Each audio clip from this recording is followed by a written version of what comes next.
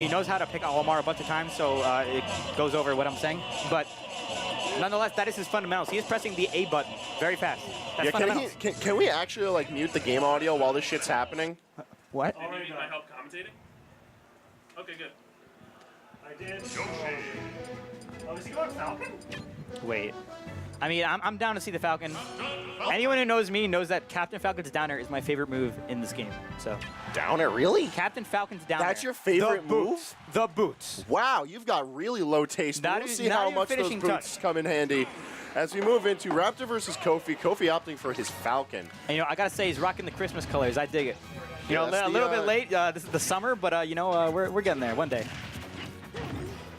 All the colors are based off of racers from the F-Zero series. The green ones, yeah, the green one's the turtle guy. Okay, so you know, we're rocking the Christmas turtle. He's not Christmas. There's no Christmas in the year like 20.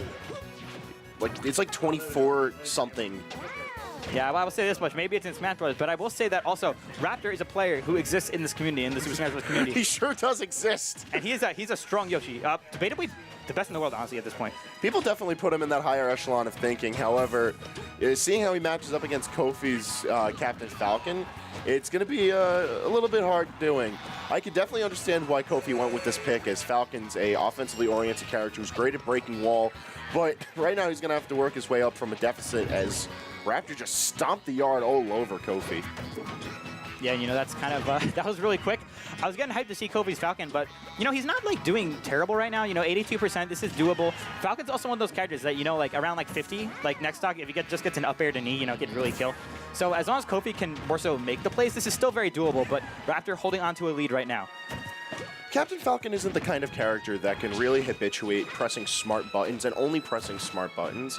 Falcon's a character that just rewards. You get your hit, you take that momentum to the absolute fullest. You just run burning hot into your opponent, pushing them to the limit. That's the kind of character that this is, and the kind of combos that align with that play style. But a series of back airs is going to be allowing Kofi to at least tie up the stock count. But he sits at a 39% deficit. If he plays fast enough and he keeps on top of Raptor well enough, he could tie that back up pretty easily. Yeah, that's oh no, he's alive. He's alive. He's gonna make that back. Made me very scared for a second, but Kofi being aware of his options, he knows he can make it back. But you know, Raptor, just going for that raw percent, taking a seat right next to his egg there. You know, and Kofi trying to get some back airs. I feel like a lot of the time when he throws out aerials, Raptor's just kind of armoring through it. Uh-oh, are we gonna? Oh yeah, we don't air dodge in New York, guys. No. Never do it, especially against Captain Falcon. Oh my God, because you're gonna get need for that. Captain Falcon, he will not let you off for free. No way. Right there, just dropping off the ledge, going for a down air. This man's got taste. I will say that.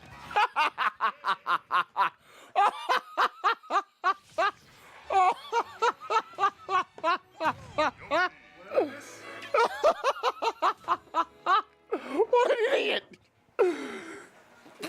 We can only guess up how well a player is playing for so long until he does that. What did I miss? Game 1 goes to Raptor because Kofi pressing buttons wrong. All right, so going on game 2 right now. Raptor takes game 1 anyway. Changing the color. Yeah, I don't even remember what happened that last game, but there's a Falcon involved. I don't know, man. We're not going to talk about it. Listen, Raptor got he got the homie stock, and then another homie stock. Yeah, he got the homie stock. Kofi was just like, dude, I want to go Bayo. I'm out of here. He's like. So, final destination, Bayonetta. This is quite a drastic change from what we started to see in game 1. And I know that Raptor's not particularly a fan of fighting against Bayonetta. However, he seems to be managing quite well against Kofi.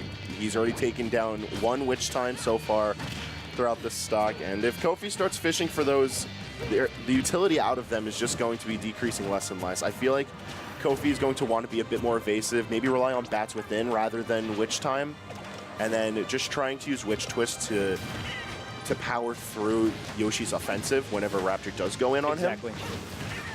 Because I was talking about this with Lucius the other day. Like I said, Lucius is another strong Yoshi on the island, and he says that this matchup, in his opinion, is probably worse than the Cloud matchup just because you can contest a lot of Cloud's options. Bayonetta's options are kind of uncontestable when they're out. You just kind of can't really do anything about it.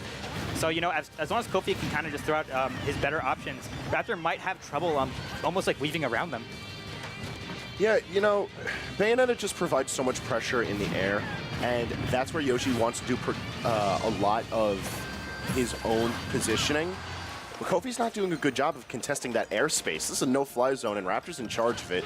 Manages to net that stock off of him and sits at 134%. If Raptor wants to, he could just sit this pretty and build up damage slowly throughout this stock, play it safe. Yeah, you know, Raptor, he's definitely done that before. And I will say this much, too. Like, Yoshi contesting Bayonetta's, like, sort of specials, that is not easy. But, you know, getting back air, that kills even early. And that's a very, very nice move from Bayonetta. Back air's killing very early. Kofi going to bring this right back. I feel like people are too concerned with Bayonetta specials and don't just stop to think about how ridiculous her aerial normals are in this game. They really are. That back air is incredible. Even, like, forward air and up air are incredibly good moves. And, like, you know, holding down in air, you know, sometimes it makes for a safe landing. But, you know, also safe if you can hit a bat within. You take a little bit of percent, but you're relatively untouched. Right now, no, Raptor is not going to have any of it. He's just playing to his advantage. He's not letting Kofi even throw out the hitboxes that he wants to. You know, Kofi can't contest Raptor's hitboxes if Kofi doesn't get a chance to throw them out. So Raptor kind of being more on the aggressive here. You can see how violently Raptor's trying to SDI these hits. He doesn't want to have any part of these combos. You know, he definitely doesn't. Like I said, and that's going to do it. Ah, the classic. With a solid 2-0 going to Raptor, it sure was nice of Kofi to join us for Game 2 at least. Yeah, you know, I like the Falcon. He got closer with Falcon. That's the funny thing. If you think about, like, the percent-wise, but...